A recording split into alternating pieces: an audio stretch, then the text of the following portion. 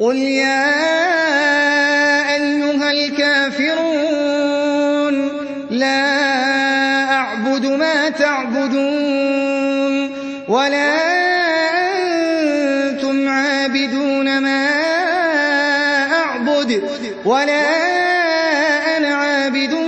مَّا عَبَدتُّمْ وَلَا أَنتُمْ عَابِدُونَ مَا أَعْبُدُ لَكُمْ دِينُكُمْ وَلِيَ دِينِ